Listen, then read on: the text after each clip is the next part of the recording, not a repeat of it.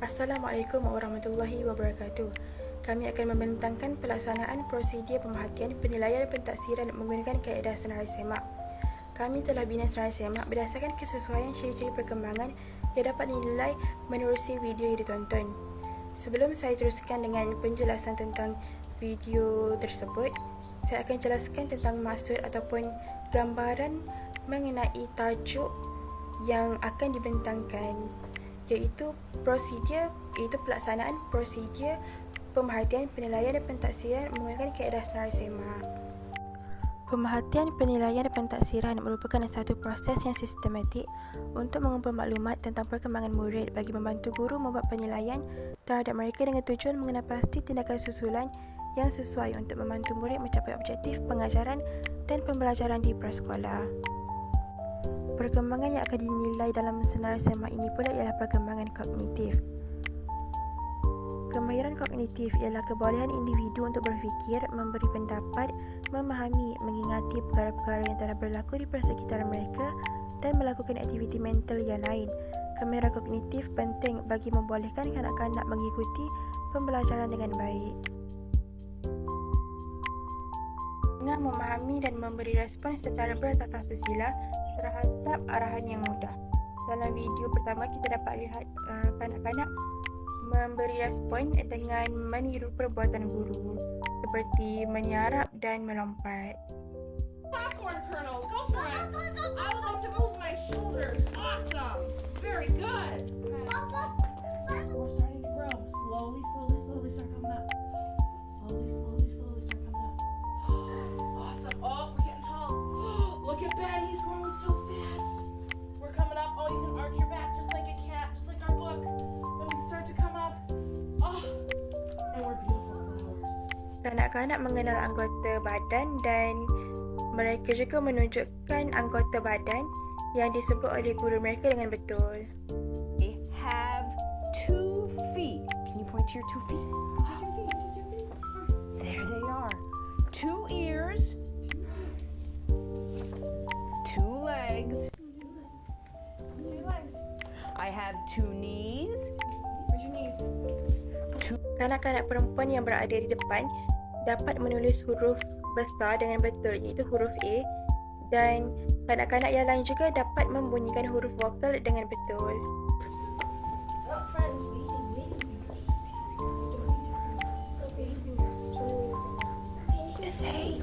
Okay. What letter do we see? The letter A. Can you make an A with your body?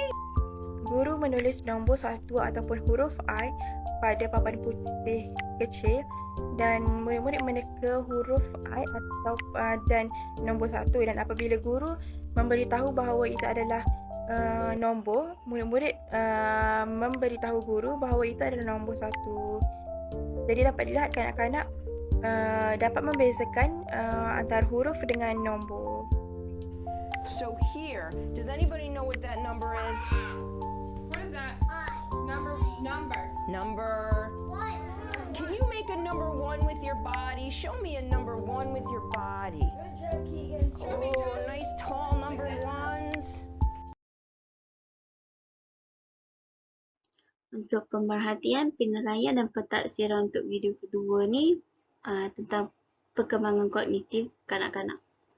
Okey, perkembangan kognitif ni merupakan aras pengetahuan dan keupayaan kanak-kanak menggunakan pengetahuan mereka tersebut untuk kanak-kanak meneroka dan memahami dunia di sekeliling mereka, dan memfokuskan kepada cara kanak-kanak belajar dan memproses maklumat, iaitu proses meningkatkan daya pemikiran dan membina pengetahuan kanak-kanak.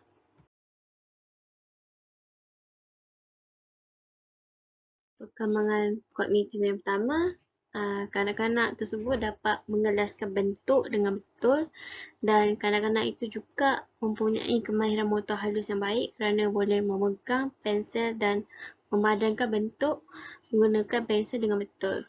Kebaikan aktiviti ini dapat melatih kanak-kanak untuk minat untuk belajar dan meningkatkan kemahiran berfikir serta dapat mengkoordinasikan mata dan tangan dengan betul.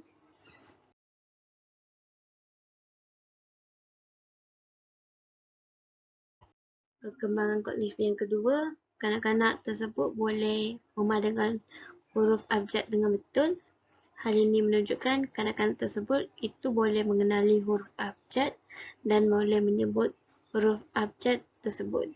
Selain itu, kanak-kanak itu mempunyai kemahiran motor halus yang baik kerana kanak-kanak tersebut boleh memegang dan menggunakan gam air dengan betul untuk menampalkan huruf abjad tersebut.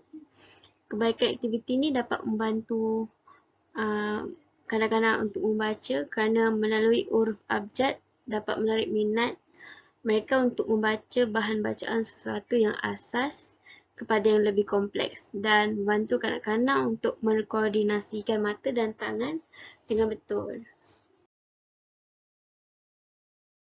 Perkembangan kognitif yang ketiga, kanak-kanak itu dapat mengelaskan warna-warna asas dengan betul.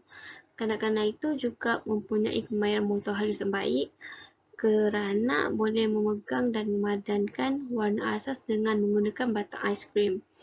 Aktiviti ini dapat membantu kanak-kanak untuk mengenali warna-warna asas seperti merah, kuning, biru dan ungu dan dapat meningkatkan kemahiran berfikir kanak-kanak serta dapat mengkoordinasikan mata dan tangan dengan betul. Okey, seterusnya apa yang dapat di dalam video ni ialah kanak-kanak perempuan ni dapat memadankan simbol dalam lingkungan 1 hingga 5 dan juga 1 hingga 10. Apa yang dapat dilihat daripada video, kanak-kanak perempuan ni boleh memadankan bilangan gambar, bilangan objek dalam satu kotak tu dan juga dapat memadankan nombor yang sama. Contohnya 1 mana nombor 1, 2 mana nombor 2, macam tu. Kemudian seterusnya, kanak-kanak perempuan ni juga dapat mengenal huruf kecil dan huruf besar. Dalam video tu, kanak-kanak tu mula-mula dia memadankan menggunakan gam huruf yang telah diberi untuk dipadankan pada kertas tu. Kemudian mak dia akan bertanya sama ada mana huruf A, mana huruf B, ini huruf apa, ini huruf apa. Kanak-kanak tu dapat mengenal huruf kecil dan juga huruf besar. Seterusnya, terdapat juga dari aspek perkembangan fizikal di dalam video ini. Yang pertama ialah kanak-kanak tu dapat menampal mengikut objek.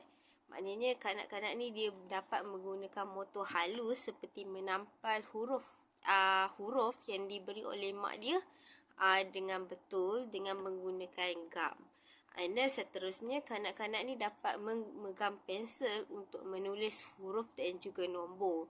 Apa yang dapat dilihat dalam video tu, kanak-kanak tu dapat memegang pensel dengan betul semasa dia memadankan huruf, nombor, bentuk dan sebagainya.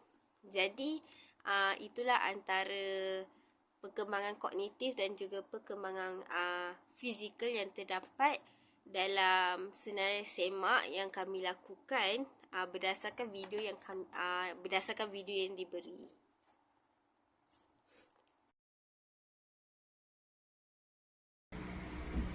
Assalamualaikum warahmatullahi wabarakatuh. Nama saya Nurul Husna Afifah binti Azmi, nombor matrik I20204894. Pada hari ini saya akan melakukan sedikit pembentangan berkaitan dengan pemerhatian yang telah pun saya buat berdasarkan link video yang ketiga tentang kognitif kanak-kanak. Di mana ini merupakan subchat ECH 6223, pemerhatian, penilaian dan pentaksiran. Yang pertama, kanak-kanak dapat mengira objek berdasarkan warna.